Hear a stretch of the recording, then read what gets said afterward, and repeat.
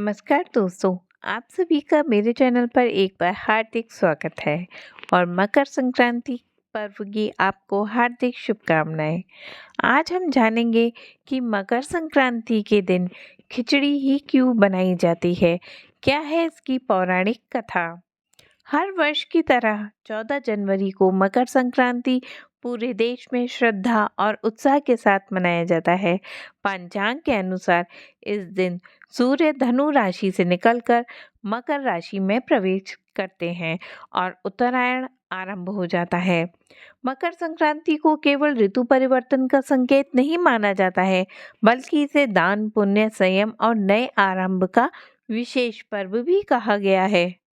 पूरे देश में इस दिन खिचड़ी बनाना, खाना और दान करना एक पुरानी परंपरा है। यही कारण है कि मकर संक्रांति का नाम आते ही खिचड़ी का स्मरण अपने आप हो जाता है।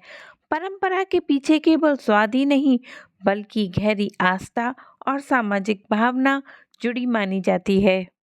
और धार्मिक मान्यताओं के अनुसार मकर संक्रांति पर खिचड़ी खाने की परंपरा का संबंध बाबा गोरखनाथ से जोड़ा जाता है। कहा जाता है कि एक समय कठिन परिस्थितियों, आक्रमणों के कारण योगी और साधु नियमित रूप से भोजन नहीं बना पाते थे। ऐसे समय में बाबा गोरखनाथ ने दाल, चावल और मौसमी सब्जियों को एक साथ पकाने की सलाह दी और यह भोजन कम समय में तैयार हो जाता था और लंबे समय तक ऊर्जा देता था। धीरे धीरे यह साधारण भोजन साधु संतों के समाज तक पहुंचा और मकर संक्रांति से जुड़ गया। तभी से इस दिन खिचड़ी बनाना और ग्रहण करना शुभ माना जाने लगा। और इसके साथ ही अतिरिक्त ज्योतिष के अनुसार मकर संक्रांति पर सूर्य का मकर राशि में प्रवेश एक शुभ परिवर्तन माना जाता है। इस दिन किया गया दान विशेष फल देता है।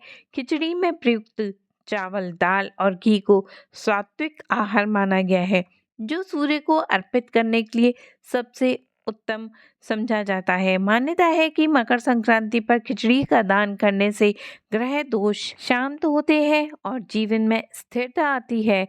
और यही कारण है कि स्नान के बाद खिचड़ी का दान कर उसे प्रसाद के रूप में ग्रहण करने की परंपरा बनी। यह धार्मिक भावना लोगों को संयम और सेवा का संदेश भी देती है। और इसके साथ ही मकर संक्रांति के समय ठंड अपने चरम पर होती है। ऐसे में मौसम में खिचड़ी शरीर के लिए लाभकारी मानी जाती है। दाल और चावल का संतुलन शरीर को आवश्यक ऊर्जा देता है और जबकि घी पाचन शक्ति को मजबूत करता है। यह भोजन हल्का, सुपाच्य और पोषण से भरपूर होता है। इसके साथ ही खिचड़ी का दान सामाजिक समरसता का भी प्रतीक माना गया है।